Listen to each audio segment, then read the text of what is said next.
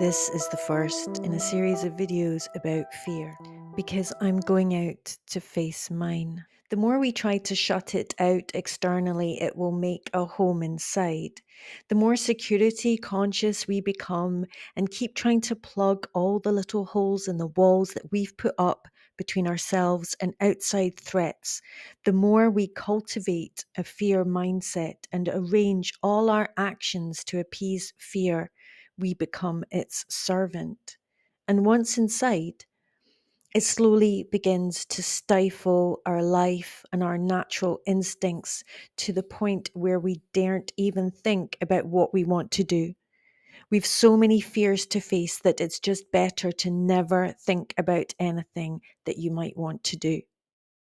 To deal with the tasks that are delivered to you as if on a conveyor belt as emails and phone calls and bills, obligations, chores, meetings, and appointments, tending to the increasing demands of daily life until another year has passed and then another.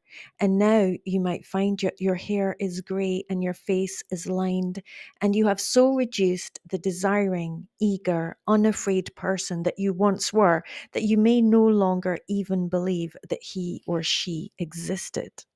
I am nearly 54 and I cannot just drift through another decade with momentary wake ups that subside before any action is taken.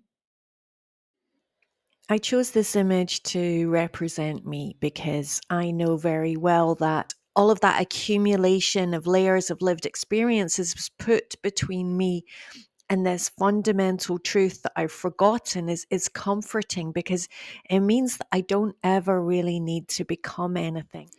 But throughout it all, there is still this small part of myself that's observing this and thinks enough. Our minds and bodies are gorged with junk, and we feel like it's going to take an army to just clean all of this out so that we could get to the point that we're transparent enough that we can see through it all to an essence that we've forgotten.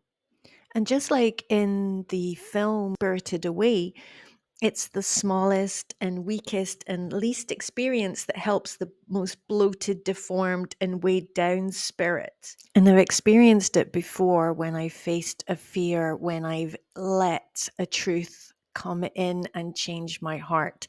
And I felt this just burst of energy. That is the payoff. And it's also frightening to think about what might be left when all of that is gone.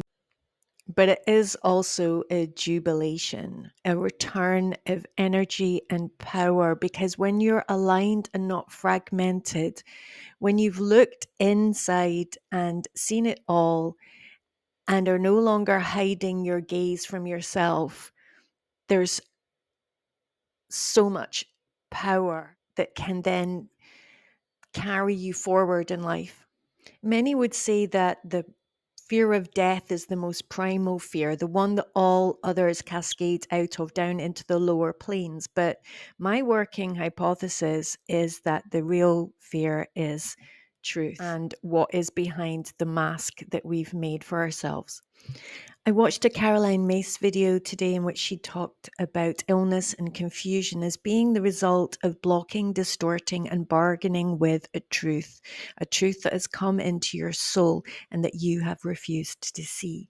And maybe I'm going to start saying I, because this talks about me. I have polluted many times in my life the essence of truth with big doses of time, so that I've known something and I've in a sense bargained with it and said, I'll acknowledge that at a later date.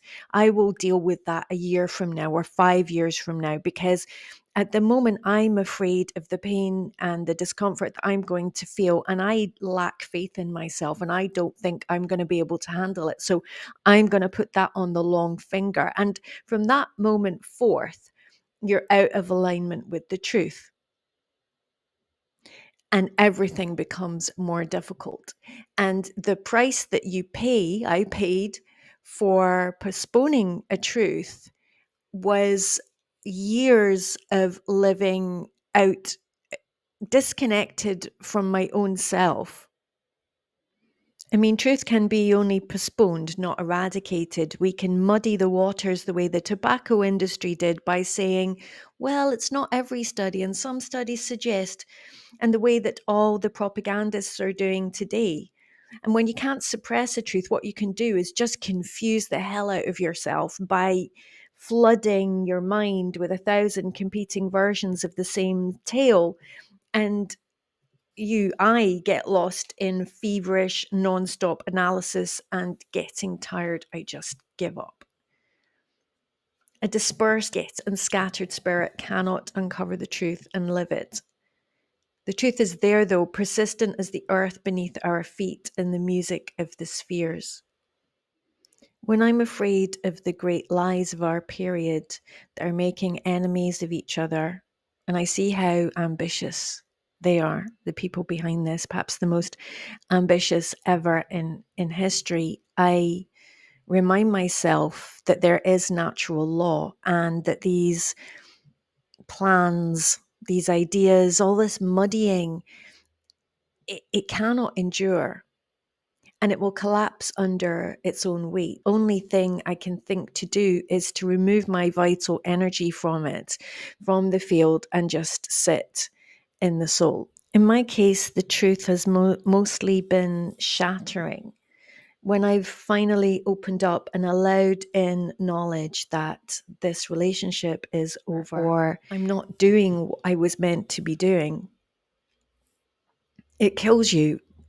And yet you find yourself still alive, still breathing, still walking, still talking. And the truth has delivered you a new reality, a terrifying blank page.